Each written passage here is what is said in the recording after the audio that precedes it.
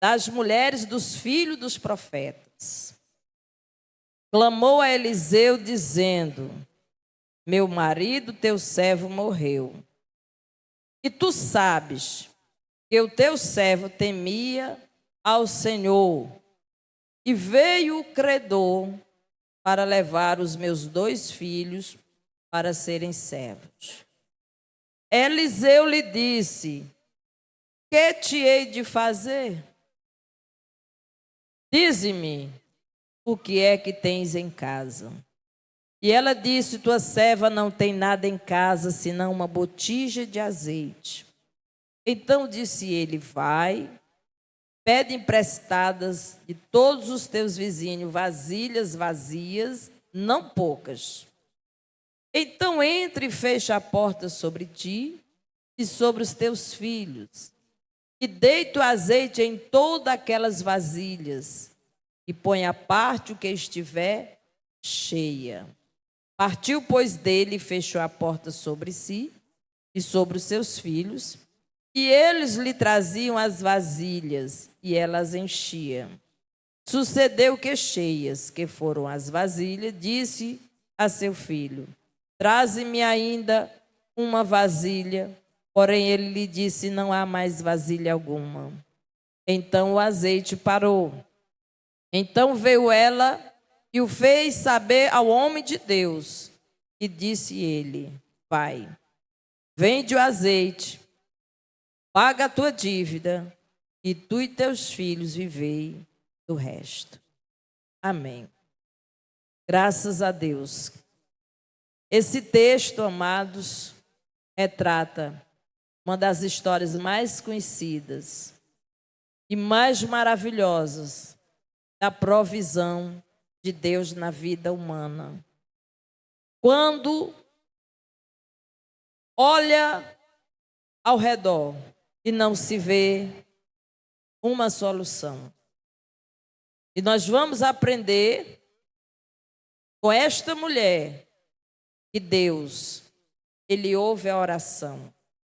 Que Deus, Ele socorre os aflitos.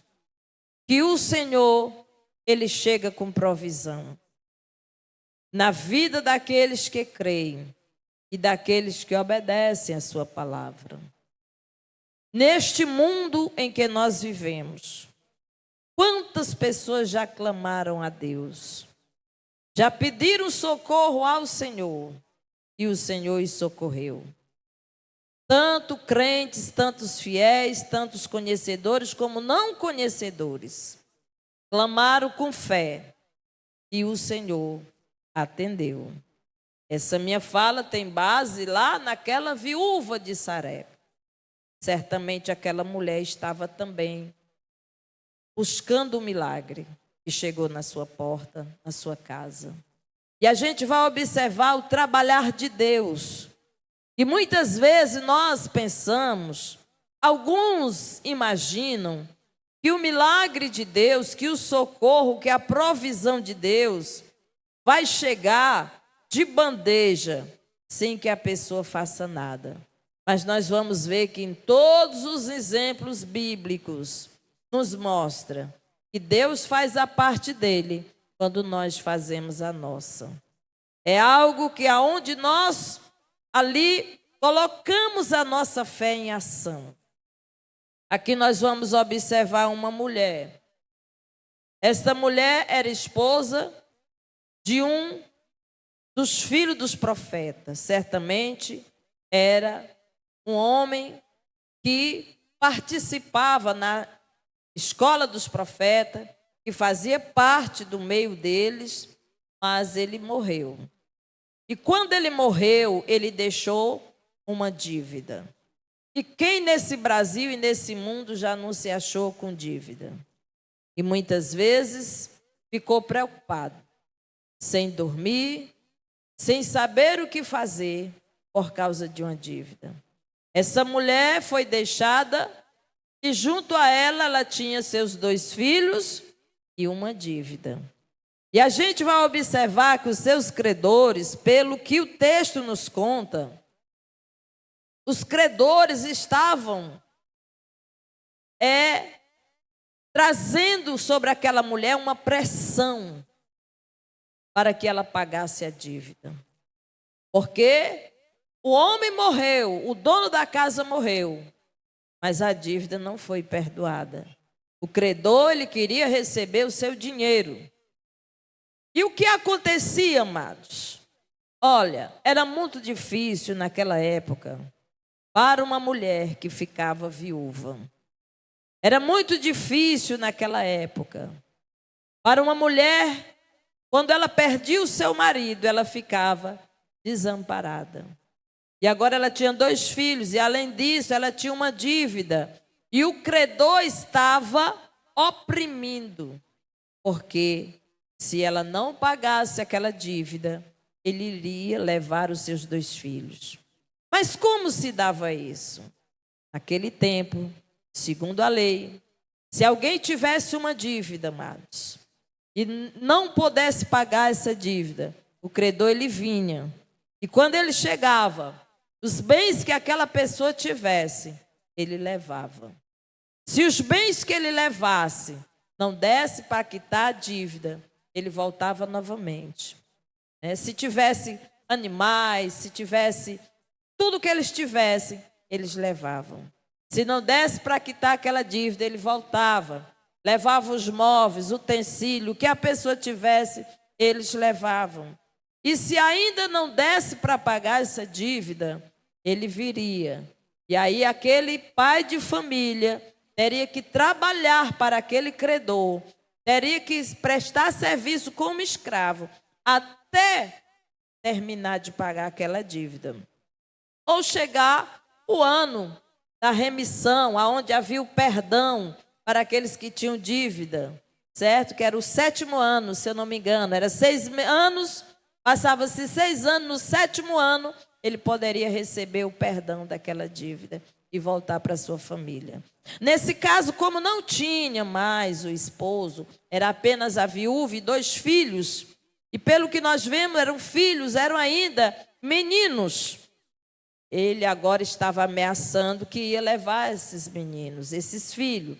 Esses filhos iriam trabalhar para o credor até eles terminarem de pagar essa dívida. Não sabe-se quando esses filhos retornariam para sua mãe. A sua mãe ficaria desamparada, porque naquele tempo, olha, queridos, era bem diferente do tempo presente. As mulheres viúvas eram deixadas de lado. Elas não tinham um amparo social. Elas teriam, a única coisa que lhes sobrava era nas colheitas, que o final das colheitas, o rabisco das colheitas, eram deixados para que as viúvas, os órfãos e estrangeiros pudessem tirar alguma coisa e comer daquilo. Tipo, uma espiga que terminava já no final da colheita, aquele dono da propriedade, ele deveria deixar para que esse tipo de pessoa pudesse pegar e pudesse se alimentar com o que restasse do rabisco chamado final da colheita. Então era assim, eram tempos difíceis e essa mulher estava aflita. Agora o que nós podemos imaginar, amados, é que esta mulher ela teve a direção certa. Quantas vezes eu vejo crentes, cristãos, eu vejo pessoas de um lado para o outro desesperado com seus problemas, com as suas dívidas, com os seus cartões estourados, com o seu nome no Serasa, com negativado e aquela coisa toda. A pessoa está totalmente impedido de progredir na vida, porque as portas estão fechadas. Corre para um lado, corre para o outro e tudo está difícil. E elas começam a se lamentar e começam a compartilhar os seus problemas com as pessoas erradas. Começa a compartilhar os seus problemas com as pessoas erradas. E este texto, esta mensagem, ela está aqui na Bíblia porque ela foi deixada para nos dar um exemplo. Para nos dizer que se algum momento da nossa jornada nós nos encontrarmos em um cenário como este, nós devemos saber procurar a pessoa certa. Nós sabemos nos direcionar e saber que o nosso Deus, Ele é um Deus de socorro. Um socorro bem presente na hora da angústia. Essa mãe, ela estava enlutada, ela estava sofrendo com a perca do seu marido. Mas, todavia, agora ela estava aflita pela ameaça de perder também os seus filhos. Mas ela foi procurar quem? O filho dos profetas. Ela foi procurar quem? O profeta Eliseu. Ela foi procurar o homem de Deus. O homem que representava Deus. Um homem que tinha intimidade com Deus. Um homem que poderia dar a ela um conselho, uma direção, uma solução para o seu problema. E ela vai até ele, certo? E vai e diz: meu marido, teu servo. Eliseu conhecia quem era o marido dela. Porque ela vai dizer: meu marido, teu servo, morreu. E tu sabes que o teu servo temia ao Senhor. Então aqui deixa bem claro que ele era o homem de Deus. Essa dívida ficou não porque ele fosse um irresponsável, mas ao longo da jornada ele adquiriu dívidas. Conta-se, muitos historiadores e pregadores também, que provavelmente este pertencia àquela escola de profetas. E naquele tempo, por haver muitas perseguições, porque Eliseu, ele assumiu depois de Elias, né? E Elias foi um dos profetas muito perseguido pela monarquia, pelos reis da época, que era Jezabel. E ali nós podemos ver que eles contraíram muitas dívidas. Porque quando você estuda Reis, primeiro Reis, segundo Reis, você vai observar que eles salvaram muitos profetas. Eles salvaram muitos filhos dos profetas, muitos que estudavam na escola de profeta, porque eles procuravam matar todos eles. E muitos deles foram socorridos por pessoas que ajudavam, que contribuíam para que esses homens pudessem se alimentar. E nós podemos ver no cenário, tanto do cenário de Elias, né? E nós vamos ver agora na história do homem de Deus chamado Eliseu também. Então, provavelmente era um homem que temia a Deus. Essas dívidas foram contraídas não porque ele fosse um irresponsável. Mas o interessante é que a mulher aqui, ela quer resolver o problema. Ela quer resolver o problema sem perder os seus filhos. Ela quer uma solução, ela quer uma direção para que a sua família, ela e os seus filhos, possam permanecer. Amados, e ela vai dizer: o teu servo temia ao Senhor.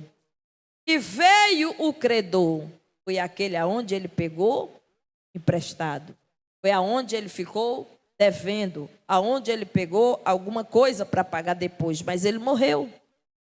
E agora ela não tinha mais como pagar.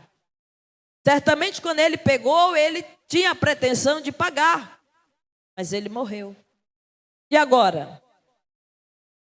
O credor queria levar os 2 filhos para serem servos. Essa mulher que falava com Eliseu, ela havia perdido o marido que era fiel, um servo fiel do profeta. E lhe sobrou o quê? Dívidas e dificuldades. Se sentia ameaçada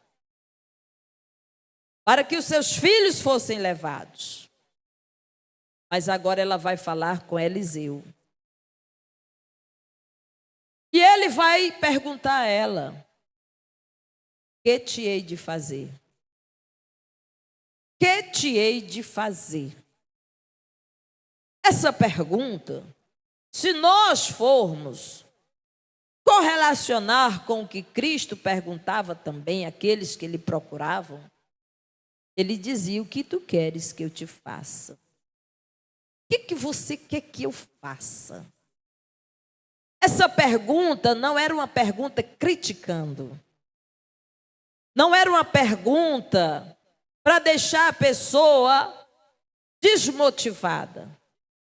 Mas era uma pergunta porque ele queria saber realmente a pretensão, o que é que aquela mulher queria? Cristo perguntava, o que tu queres que eu te faça? O cego respondeu, Senhor, eu quero ver. Mas, todavia, ele vai em seguida dizer, mulher, o que é que tu tem em casa? Porque, amados, nós temos uma grande dificuldade de enxergar a solução dos nossos problemas. A solução dos nossos problemas, elas estão, maioria das vezes, dentro da nossa casa. Está dentro da nossa casa. Nós temos a solução. A dificuldade que nós temos é de enxergar. Esta mulher, a algum momento, ela vai abrir a boca diante dessa pergunta: o que tens em casa? Ela vai dizer, eu não tenho nada. Mas esta palavra, eu não tenho nada em casa, na casa tem uma vírgula, que dá um espaço para que ela pense, para que ela reflita, para que ela procure dentro da sua casa algo que realmente ela possa dizer que tem. E a solução, irmãos, ela está dentro da nossa casa.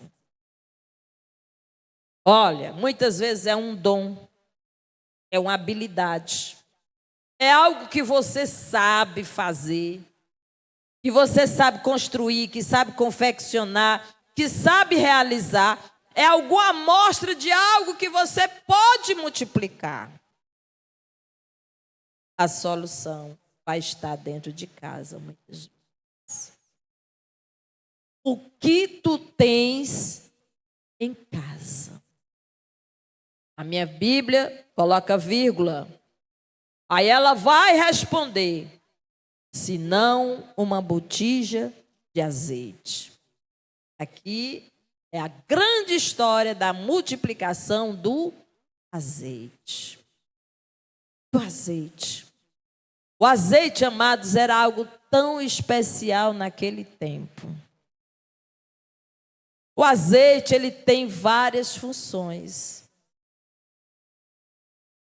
Só para você ter ideia, quem tinha azeite era considerado uma pessoa próspera, abençoada. O azeite era uma das especiarias e alimentos mais importantes daquela época. Só para você ter ideia, o azeite com ele se ungia os reis, os sacerdotes e os profetas. Por aí, olha a representação. A oliveira, ela representa a nação de Israel. Aí vem o azeite. O azeite, amados, era um dos alimentos mais importantes daquele tempo. Porque com ele a gente vai ver que se fazia alimentos. Quando você vai lá para a viúva de Sarepta, ela só tinha o quê? Um pouquinho de azeite e um punhado de farinha. Ela fez um bolo e daí ela obedeceu o profeta, fez para o profeta e fez depois para ela e para o filho. E nunca mais faltou azeite e nem farinha. Fazia comida. O azeite também servia como remédio. Nós vamos observar que quando aquele homem que saiu no caminho de Samaria e foi assaltado no caminho, e o bom samaritano estava passando e viu aquele homem caído, a Bíblia diz que ele ungiu ele, passou azeite nas suas feridas. Depois levou ele na estalagem, na hospedagem mais próxima, para que ele fosse cuidado. O azeite servia para untar, para misturar com remédio e passar nas lesões, nos ferimentos. O azeite, ele é falado na Bíblia. O azeite, né? E o óleo, o azeite sobre a tua cabeça. Diz os historiadores, quem gosta muito de ler sobre os costumes judaicos, que eles faziam essa unção sobre a cabeça com azeite, porque traria um aroma.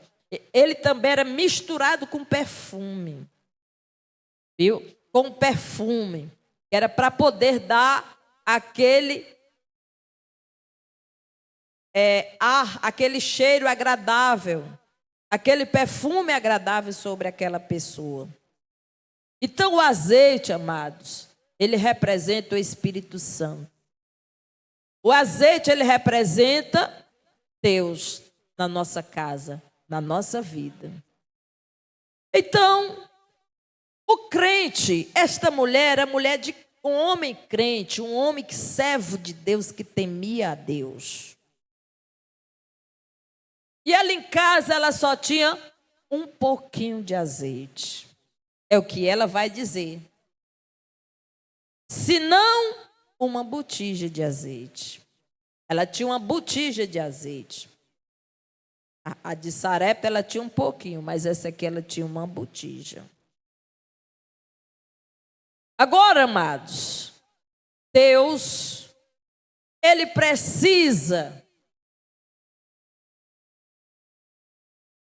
usar algo que nós temos. Não que ele precise, mas ele quer que nós participemos desse milagre. A nossa participação no milagre.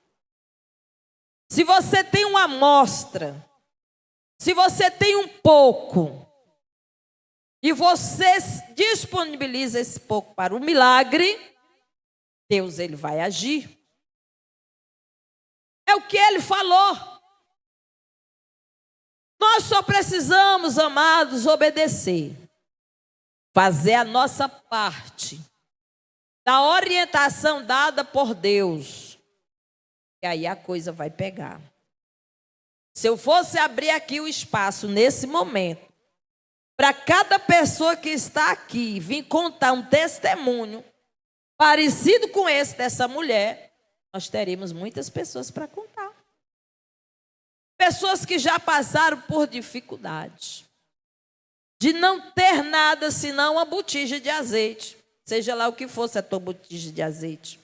Talvez um pouco de dinheiro, talvez algum objeto que valia um valor, talvez alguma coisa que você tem, mas alguma coisa você tem. Uma habilidade que você tem, um dom que Deus te deu, Deus quer usar. Deus quer te mover, te usar através disso, para quê? Para trazer multiplicação e provisão. É assim, amados. Ora, a gente olha lá para a viúva de Sarepta, com Elias, a gente pensa que ela recebeu tudo de bandeja em casa. Não, ela ia cuidar do profeta. Olha aí, ela ia fazer a parte dela, em obedecer e passar todo aquele período de seca cuidando do profeta, fazendo bolo, fazendo, entendeu? Cuidando do homem de Deus. E não faltou mais nada. Aqui também nós vamos observar que essa mulher, ela vai fazer alguma coisa. Ela vai fazer alguma coisa. O que eu não consigo, amados, e Deus, ele olha do céu para nós. E ele não concorda. É com as pessoas que ficam paralisadas, de braços cruzados. E dizem que não tem nada e não querem fazer nada. Amados, eu comecei a trabalhar criança. E não me arrependi, nunca tive nenhum problema por conta disso. Comecei a trabalhar criança.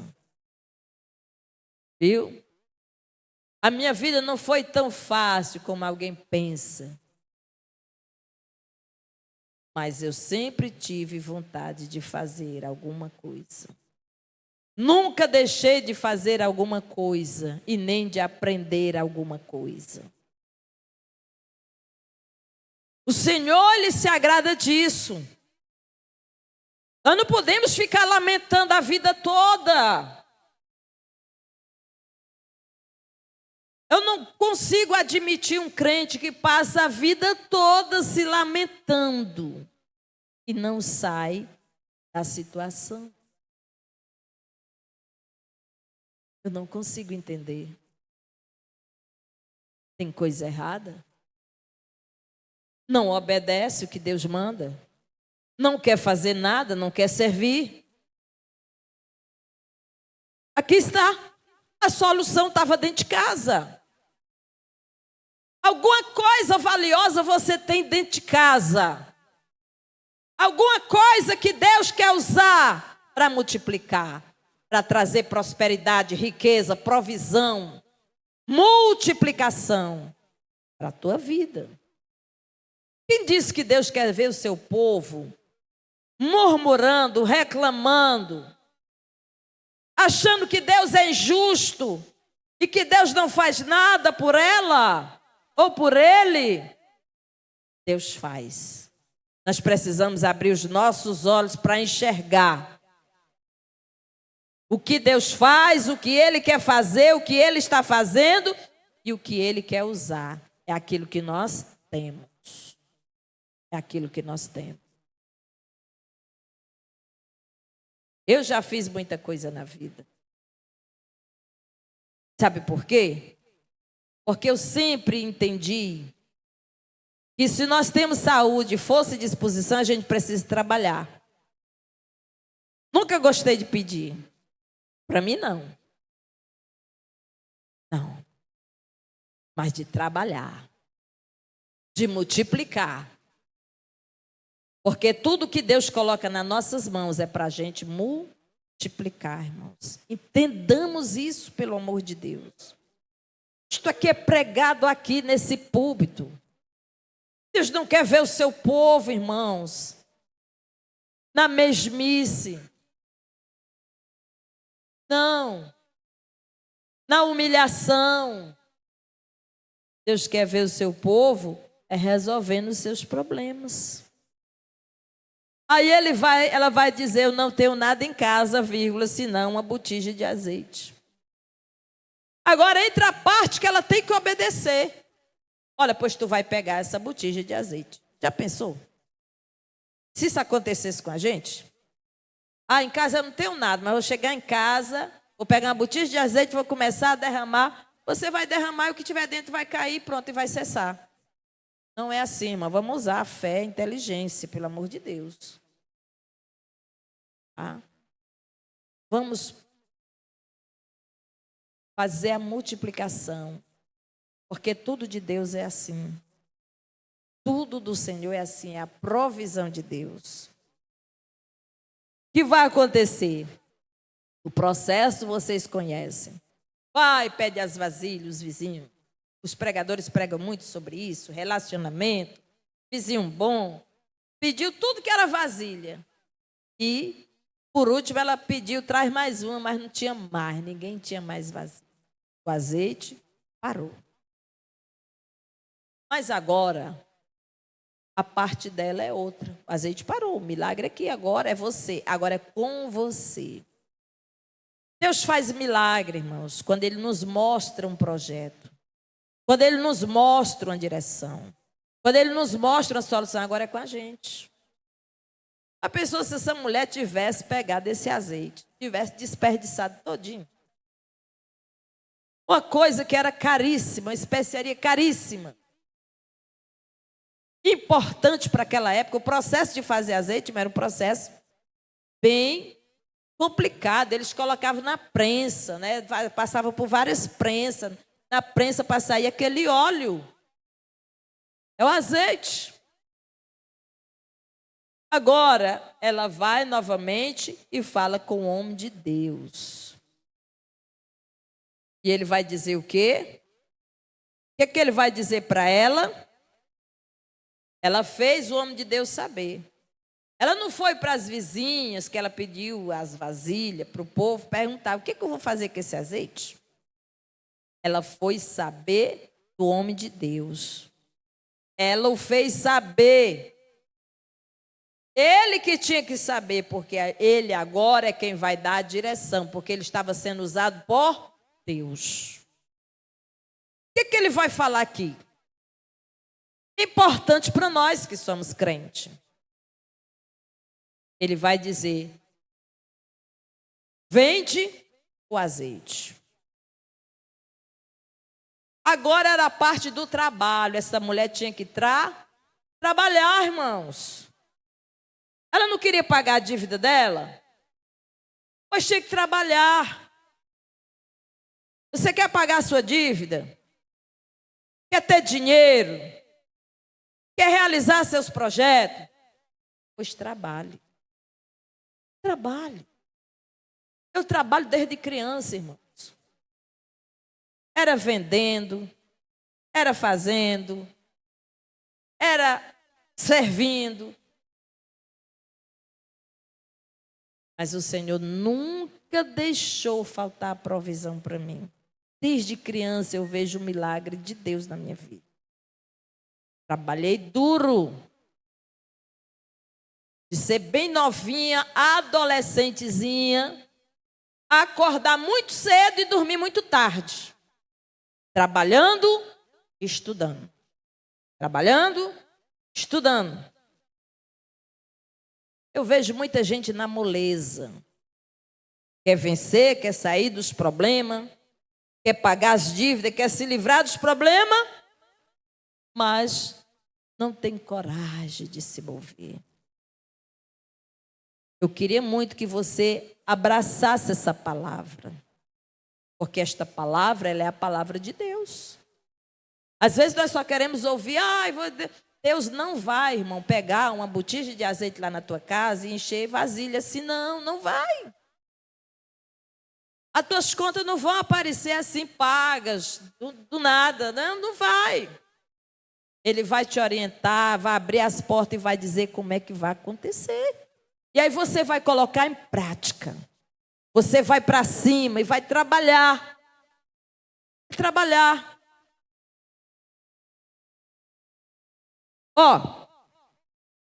Vai vender o azeite. Agora era a parte dela.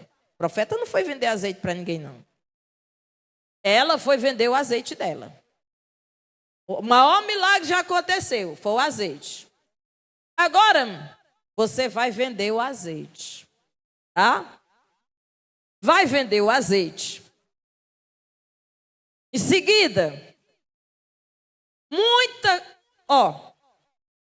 muito crente, irmãos, traz escândalo por evangelho aqui. E aqui, vendeu o azeite, recebeu o dinheiro. Aí vai lá para o shopping comprar televisão. Comprar um celularzão. Como é esse de última geração? Um iPhone. Vai passear, vai viajar.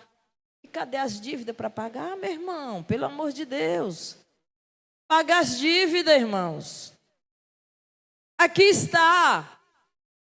Amados. Todo mês eu vendo meu azeite. Vendo. Quando eu recebo o dinheiro do azeite que eu vendo o mês todinho, a primeira coisa que eu tiro é o dízimo do Senhor. Separo minha oferta, é primícia. E aí, eu boto logo eu tenho uma relação, minhas dívidas. Pago tudinho. Na minha cabeça não tem esse negócio de ir para shopping gastar e fazer isso. Não. Não vou fazer isso, irmão. Eu vou pagar as minhas dívidas. Os meus compromissos. Aqui. Às vezes eu fico, meu Deus, como é que a pessoa pega um montante de dinheiro, vendeu o azeite todinho. Você está vendendo azeite todo mês, né? Vocês têm o dinheiro de vocês. Então, aí pega o dinheiro, ao invés de honrar os compromissos, o que é que estava atribulando aquela mulher? Não eram os credores? Era o que estava afligindo ela?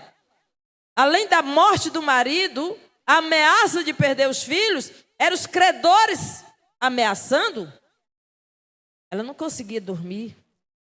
Ela não tinha mais paz.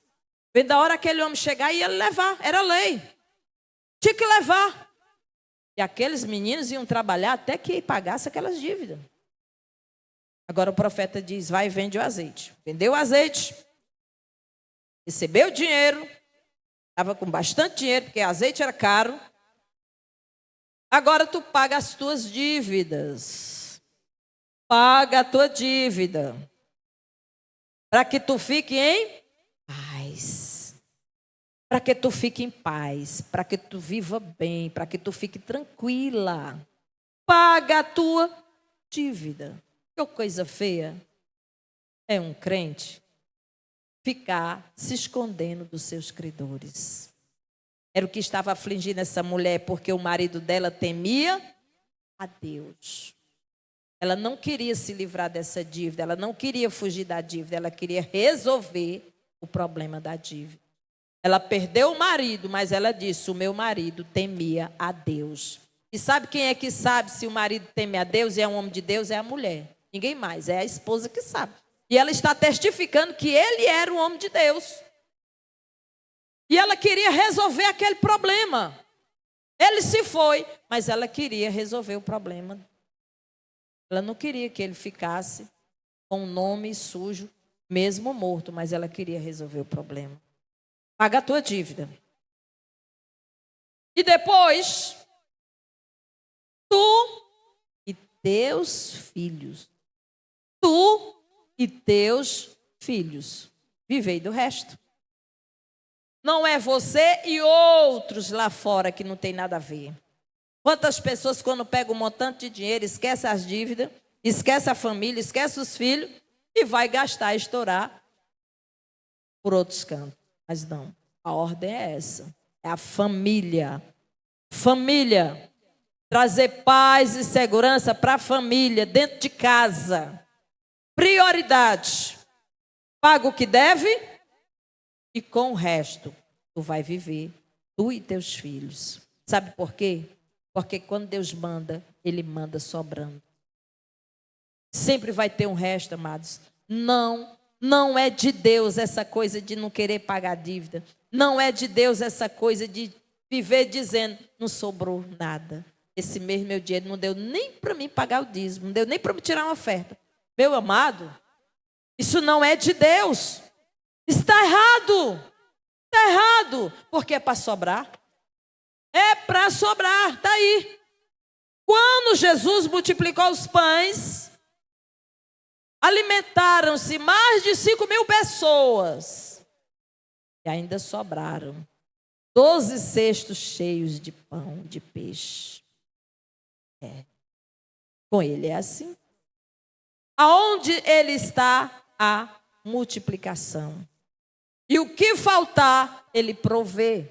O que aconteceu lá em Canaã de Galileia. Faltou vinho, mas Ele transformou água em vinho. E houve fartura do melhor vinho. Sempre vai estar sobrando. A pesca maravilhosa. Senhor, nós trabalhamos a noite toda e não apanhamos nada. Mas pela tua palavra nós lançaremos a rede. 153 peixes. Quase que as redes se rompiam. Foi preciso chamar os outros que estavam próximos, barcos, para vir ajudar. Porque Ele manda com abundância. O nosso Deus, Ele é um Deus de prosperidade, de abundância. Ele dá ao seu povo. Ele quer ver o seu povo abençoado. Ele não quer ver o seu povo desesperado, se lastimando, reclamando, devendo. E os credores em cima. Falando mal de crente. Falando mal de um homem que já morreu. E deixou dívida. Mas a mulher foi usada por Deus para procurar a pessoa certa, na hora certa, na direção certa. Obedeceu aquilo que o Senhor mandou fazer. E ela resolveu o seu problema. Com o que ficou, ela viveu. E o que era esse viver? Agora era ficar dentro de casa? Hein? Vivei do resto. Certamente, essas vasilhas e o que ela ganhou ia acabar. Porque, pelo que eu entendo, riqueza e qualquer coisa a gente precisa multiplicar. Porque tudo acaba, sim ou não? Se você faz uma feira todo mês, o outro mês tem que fazer de novo, sim ou não? Você troca ali o gás, daqui a um mês ou dois você tem que trocar novamente. Então você tem que estar gerando, sim ou não? A gente tem que estar gerando. Então todo mês a gente tem que estar vendendo azeite, tem que estar multiplicando, tem que estar pegando esse dinheiro, tem que estar fazendo alguma coisa. É isso? A mulher e o profeta. Então, amados, essa mensagem ela traz algo de extraordinário para nós. É viver do resto. O resto da tua vida. Você ter provisão. Nunca mais aconteceu esse milagre na casa dela. A botija ficar derramando até não ter mais vasilha. Pois foi essa vez. Mas agora ela é viver o resto. E foi muito bem colocada a mensagem da diaconisa Ellen, a sexta-feira passada. Quantas pessoas nesse Brasil e nesse mundo afora começaram com pouca coisa? Começaram com quase nada. E hoje são grandes empresários. Multiplicaram aquilo que Deus lhes deu. Colocaram para frente, souberam trabalhar. Agora, porque, amados, nós não podemos ficar parados comendo a semente.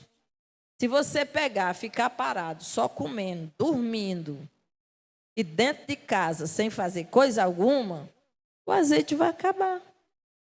Viver do resto aqui significa multiplicar. Ela ficou multiplicando. Ela ficou agora fazendo alguma coisa para que esse azeite trouxesse para ela prosperidade, provisão, certo? Para o resto da vida dela e dos seus filhos.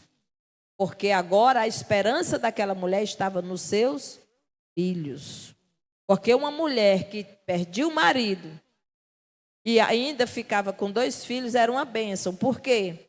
Porque agora toda a sua esperança estava depositada nos filhos. A gente vai lá para a viúva de Sarepta. Sarepta não. A viúva de Naim. A viúva de Naim, ela perdeu o filho dela.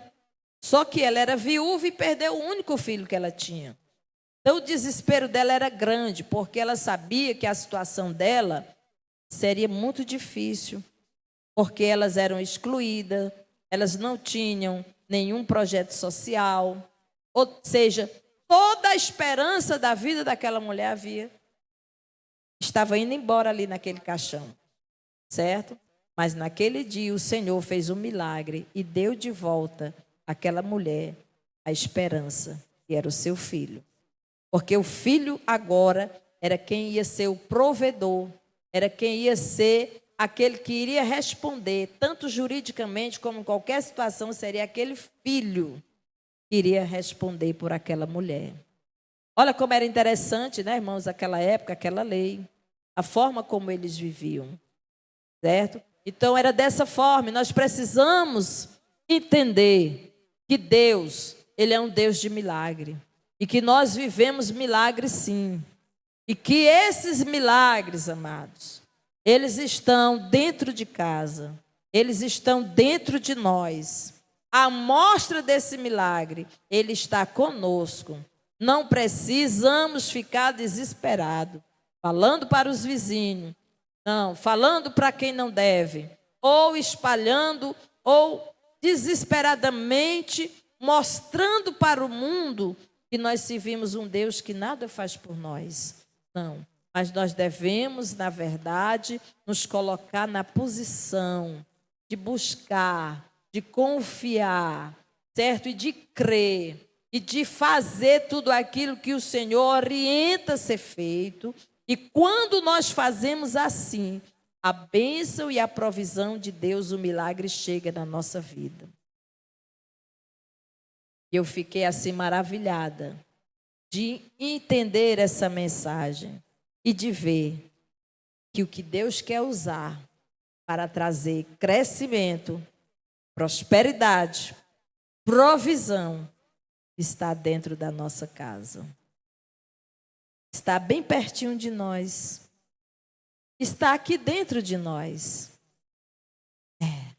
O azeite. O azeite. O azeite, amados, é tudo que nós precisamos. É o que há de mais precioso. É o que nós necessitamos.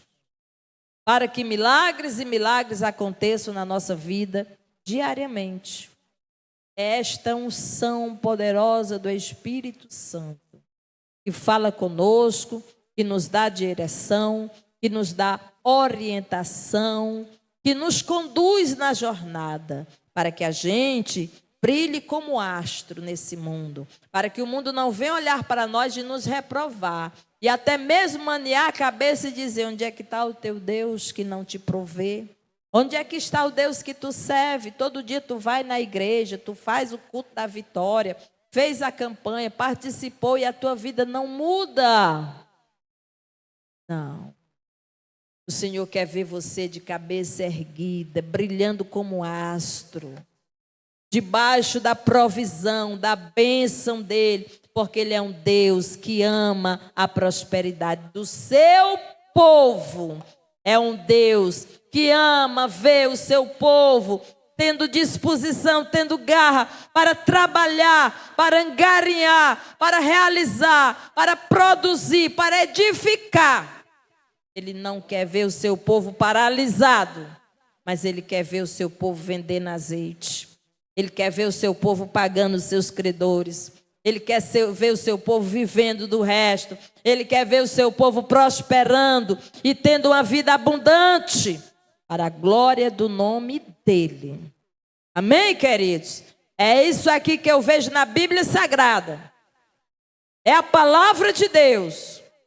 Não que nós sirvamos a Deus atrás de riqueza ou prosperidade, mas nós servimos um Deus que ama a prosperidade do seu povo.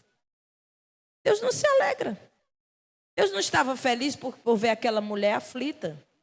Ele queria dar uma solução. Que bênção que ela foi no lugar certo, falou com a pessoa certa e colocou em prática a orientação correta.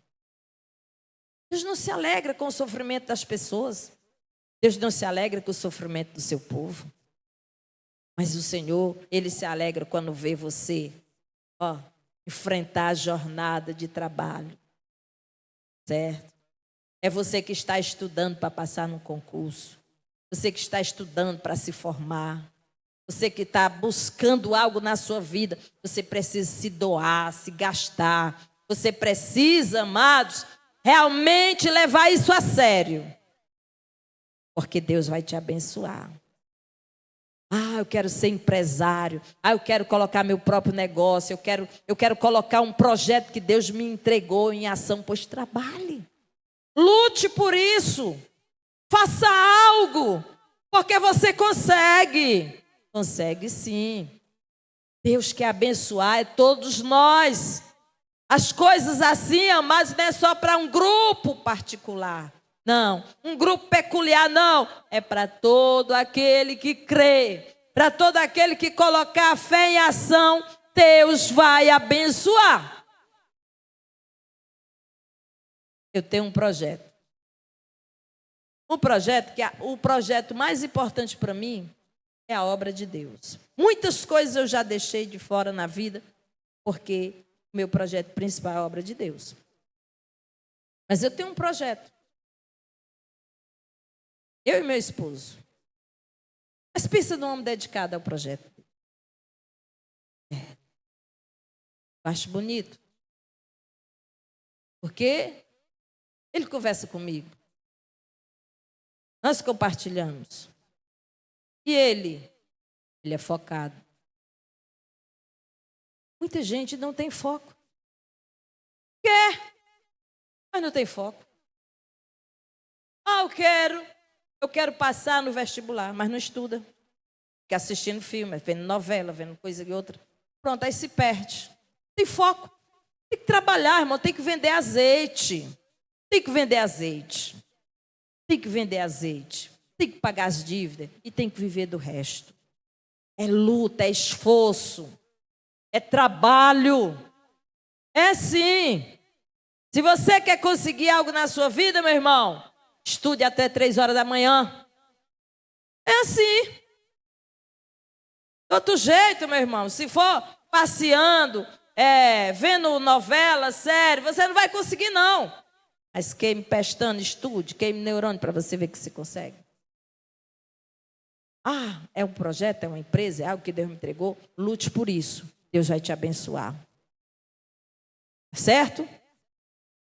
Que os irmãos recebam essa palavra. Coloque no seu coração. Coloque em prática. Porque você tem algo dentro da tua casa.